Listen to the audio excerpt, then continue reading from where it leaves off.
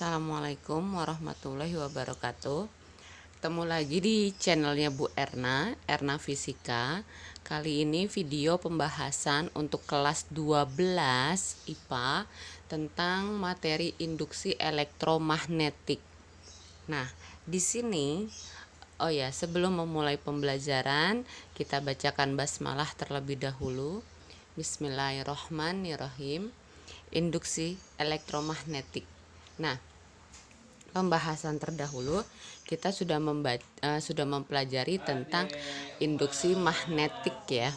Nah, sekarang kita bahas tentang induksi elektromagnetik. Apa sih bedanya induksi magnetik dengan induksi elektromagnetik? Nah, di situ dilihat di papan tulis, sudah Ibu tulis beda medan magnetik dengan induksi elektromagnetik. Nah, ada panah ya. Induksi magnetik itu kawat nih ya, medan magnetik ada panahnya. Kawat yang berarus menimbulkan medan magnet. Jadi dia itu dari sebuah kawat yang akhirnya dialiri arus. Nah, kawatnya itu kan ada kawat lurus dan ada kawat melingkar. Lalu ada toroida, ada soloida, ya kan? Nah, dari kawat arus itu nanti bisa dicari medan magnetnya atau induksi magnetiknya, yaitu B yang satuannya Tesla. Nanti dua kawat lurus itu kita taruh sejajar, akhirnya timbul gaya Lorentz. Nah, itu dia induksi magnetik. Bagaimana dengan induksi elektromagnetik?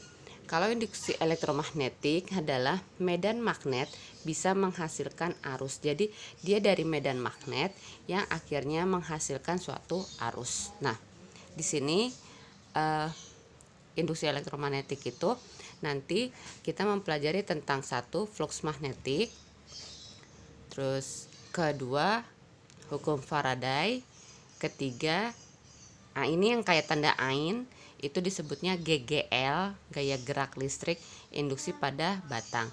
Nanti yang keempat tentang galvanometer. Nah, yang pertama dulu ya, flux magnetik. Flux magnetik yaitu jumlah garis-garis gaya magnet yang menembus secara tegak lurus pada luasan. Jumlah garis-garis gaya magnet yang menembus, jadi dia harus menembus, jadi pada secara tegak lurus pada luasan. Ini andaikan ini luasannya, lalu ini gayanya, dia harus menembus masuk dan membentuknya tegak lurus. Nah, ini siku ya, tegak lurus nih ya. Nah, nanti kalau ada gayanya ke sana, ini dia nggak bisa menembus, berarti nggak akan muncul flux magnetik. Jadi ketika dia menembus, baru dia muncul flux magnetik. Kalau gayanya begini, dia nggak menembus, berarti nggak muncul. Oke, ini dia contohnya. Di sini ada batang utara, ada batang selatan. Utara itu keluar ya, garis kerjanya itu keluar. Nah, ketika dia masuk ke dalam suatu luasan, ini luasan A, ini 4 jari kita. Nah, ini adalah tegak lurus dengan garis normalnya. Makanya flux sama dengan BA, induksi magnetik dikali luasan. Banyak anak flux kayak ini nih, kayak ibu-ibu hamil, kalau kita lihat gini perutnya gendut, BA banyak anak. Nah, lalu gimana kalau batang magnetnya miring? Kalau batang magnetnya miring, berarti utaranya juga ikutan ini garis kerjanya yang 4 jari kita itu, yang tangan kanan begini ya jatuhnya, jadi miring, seret, jadi gini jatuhnya miring. Sedangkan di sini harus tegak lurus, makanya ketika dia miring nanti kita harus lurusin. Nah, ini dia garis-garis merah ini, BY karena sumbu Y, BX karena sumbu X. Nah, di sini harus menembus luasan. BX itu bentuknya begini, berarti nggak nembus. Kalau BY begini, berarti menembus. Maka yang kita pakai adalah BY. BY dengan B. Nah, ini saya tulis di sini BY dengan B. Nah, yang kalian tahu itu kan kalau sin itu kan demi, kalau kos sami, tangen desa gitu ya. Ya kan? Nah, di sini ini sudutnya, berarti kemari adalah depan, ini garis miring, ini adalah samping. Berarti BY itu samping, B itu miring, samping miring, samping miring kan ini cos. Berarti cos theta sama dengan BY per B. Sudah? Nah, karena di sini flux sama dengan B-nya yang tegak lurus terhadap luasan. Nah, yang tegak lurus itu adalah BY-nya, berarti flux sama dengan BY dikali A. Oh iya, flux ini bisa disebut C, kita nyebutnya C. C sama dengan BY dikali A. Kalau Y, jadi mencari BY, ini pakaiin per 1. Cos theta sama dengan BY per B, pakaikan per 1, kita kalikan silang, jadinya cos B kali B sama dengan BY. Masuk kemari, jadi BY itu adalah B cos theta. Untuk sini ya, gitu. Jadi BY itu nanti kita ganti dari B cos theta, dapatnya dari sini kali A. Nah, A nya saya pindahin kemari, jadi C sama dengan banyak anak cos theta gitu. Banyak anak cos theta. Cos itu kan because karena kamu. Jadi banyak anak karena kamu, cos kamu. Oke, kamunya theta. Oke, di sini C. Di situ ada keterangannya. C flux magnetik Weber, A luas meter pangkat 2, B induksi atau medan magnetik Tesla, Ain adalah GGL induksi volt. Nah, ini untuk flux magnetik. Lalu kita masuk ke yang kedua, yaitu hukum Faraday. Nah, di hukum Faraday, oh iya, astagfirullah, mau screenshot dulu ya. Oke.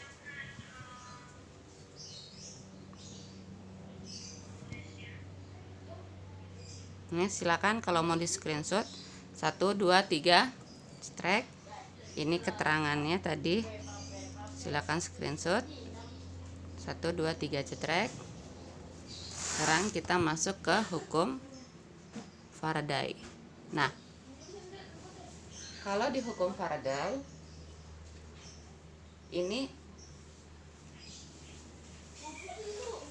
perubahan C atau flux magnetik pada suatu kumparan akan menghasilkan sumber tegangan atau GGL induksi. Jadi perubahan itu kan kalau di fisika waktu kelas 1 pasti pakai delta, perubahan flux, berarti delta flux, delta C-nya menghasilkan sumber tegangan atau GGL. Nah, ini adalah GGL, sumber tegangan, satuannya nanti volt.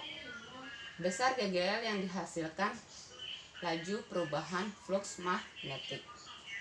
Nah, di sini flux magnetik itu sih itu dipengaruhi oleh laju. Jika lajunya berubah, dia nanti pakainya determinan C per determinan T, maksudnya perubahan fungsi dari C terhadap waktu. Nah, kalau determinan itu kayak turunan ya. Ini udah belajar ya di matematika. Ini saya kasih contoh 2T pangkat 3 dikurang 6T pangkat 2 tambah 4T tambah 10.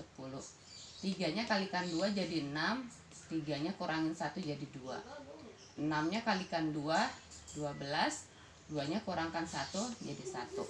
Pangkat 1 nggak usah ditulis karena udah SMA kelas 3, jadi T aja. Nah, 4T, T-nya dibuang karena sini T-nya pangkat 1. Ya kan, dikurang 1 sama dengan 0. T pangkat 0 itu 1. Jadi 4. Ya, ini hapus saja ya. Ini ini hapus. Nah, jadi nanti kalau di soal lajunya berubah, kita pakai yang determinan. Kalau lajunya konstan, kita pakai yang perubahan flux. Flux 2 akhir dikurang flux awal. Si 2 dikurang si 1. Jadi rumus GGL-nya sama dengan min N dikalikan dengan turunan dari si terhadap waktu. GGL sama dengan min N dikalikan perubahan flux terhadap waktu. Ini pengertiannya. Tanda minus flux yang muncul melawan hukum Lenz, dia karena ada dari hukum Lenz. Nah, terus yang ketiga GGL induksi pada batang. Nah, di sini GGL induksi pada batang ini contohnya ada, sini ada V. Ada V arahnya ke sana, lalu ininya tanda silang berarti masuk.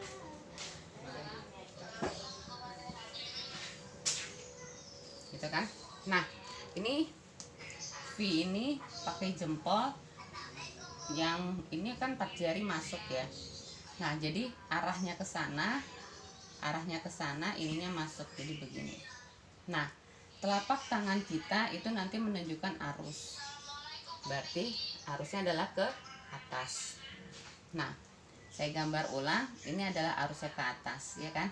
Kita kembalikan lagi ke gaya Lorentz. Kalau arus itu kan I jempol, ya kan?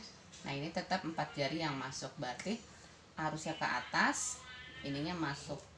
Nah, gaya Lorentz-nya ke kiri, karena di sini nggak diceritain dia proton atau elektron. Kalau proton itu kan putih masuk ya, putih bukan masuk, sorry maaf. Kalau gaya Lorentz itu proton itu yang putih nih, telapak. Kalau gaya Lorentz yang elektron yang warna hitam, punggung. Karena di soal ini nggak ada cerita tentang elektron, saya nggak tulisin tentang elektron, berarti saya lagi di ranahnya proton. Makanya F-nya yang saya pakai dengan putih. Putihnya kemana? Ke kiri sini. Nah, ini jadi arus. Seandainya di sini ada huruf A, sini ada B, arusnya kan ke atas. Nah, berarti keterangannya arus mengalir dari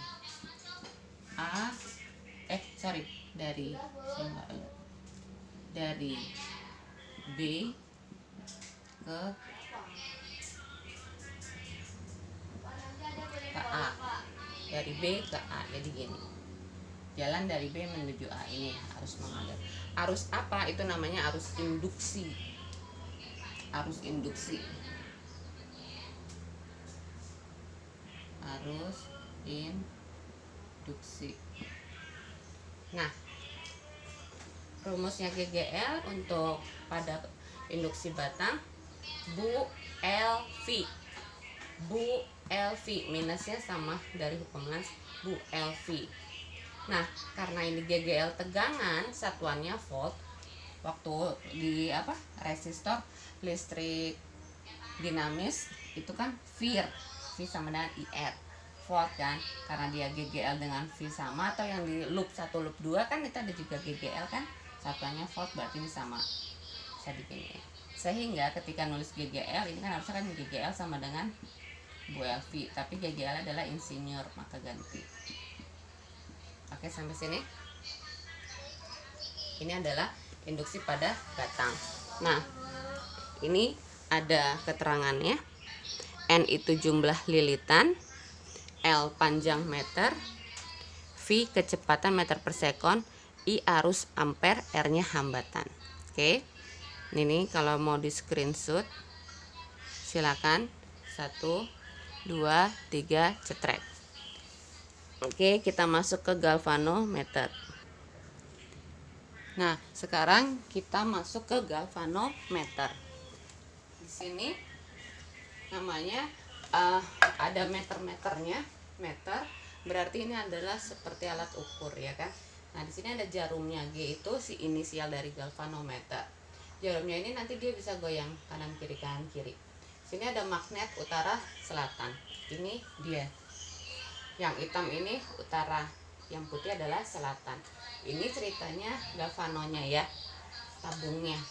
Nah, di sini nanti ada lilitannya, lilitan kawatnya tuh, nanti kita lilitin dia gini, kita lilitin gini ya. Nah, nanti dihubungkan dengan galvanometernya. Nah, ini dalam posisi baru begini ya, baru apa namanya, baru dirangkai.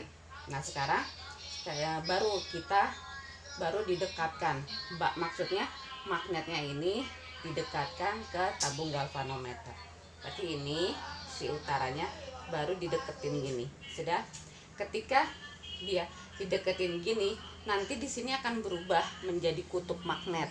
Nah, waktu SMP kalau kalian pernah praktek cara bikin magnet buatan, ini magnet utara, ini kita gosokkan ke batang barang konduktor ya, yang bersifat konduktor.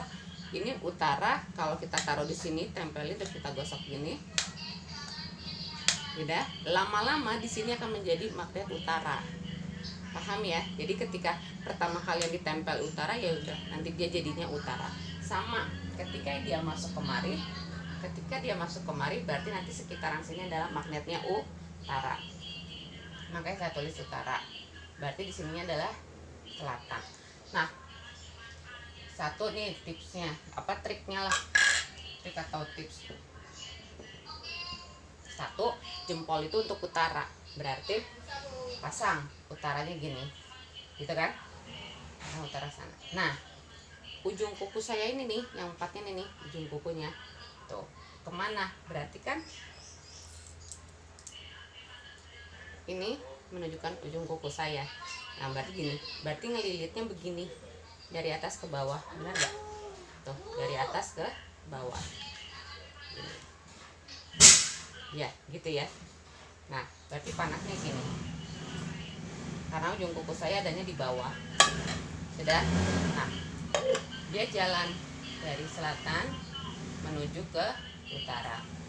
Sudah. Nah, ketika jalan, tadinya jarumnya lempeng begini, kan didorong nih sama arus ini. Tuh, jadinya menyimpangnya ke sana. Menyimpang ke kanan. Jarum galvanometer mengalami penyimpangan ke kanan. Nah, disebutnya arus induksi. Ketika jalan, simpang sana ke utara. Oke? Nah, terus tadi ini baru dideketin, sekarang dimasukin tapi udah diemin aja begini. Oh, yang ketiga, magnet taruh aja, terus taruh diem di galvanonya. Nah, ketika taruh diam di sini, dia nggak mengalami induksi, jadi jarum tidak mengalami penyimpangan alias diam. Oke, sampai sini. Nah, yang keempat, magnet dikeluarkan. Iya, maaf, mau screenshot dulu ya. Ya, silakan di screenshot dulu. 1, 2, 3, strike. Nah, sekarang masuk kemari. Magnet dikeluarkan. Nah, ketika magnet dikeluarkan, kan tadi nomor 3 lagi begini dia. Sekarang kita keluarin, kita keluarin ke sana. Ketika kita keluarin ke sana, yang tadinya sininya utara, dia akan berubah menjadi selatan. Sudah? Nah, berarti ketika utara dijauhin, berarti ini selatan. Nah, di sini utaranya, kita pasang jempolnya. Jempol kita ke sana. Ya kan? Jempol kita ke sana. Nah, berarti lihat kuku kita, 4 jarinya kemana? Ke atas kan? Tuh. 4 kuku kita ke atas. Sudah? Nah, kalau ininya bingung, pokoknya gini, panah menuju utara. Jadi kita dari sini nih, dia naik ke atas, terus dia turun ke bawah. Nah, garis yang tadinya lurus, dia ketekan kemari ke utara, ya kan? Jadi panah selalu menujunya ke utara, panah yang sini. Terus penyimpangan jarum juga menunjuknya ke utara. Oke, sampai di sini. Nah, jadi arah induksinya adalah, jarum galvanometernya adalah ke kiri. Paham ya? Nah, jadi kesimpulannya, arus induksi muncul karena adanya penyimpangan jarum-jarum galvanometer yang berubah-ubah.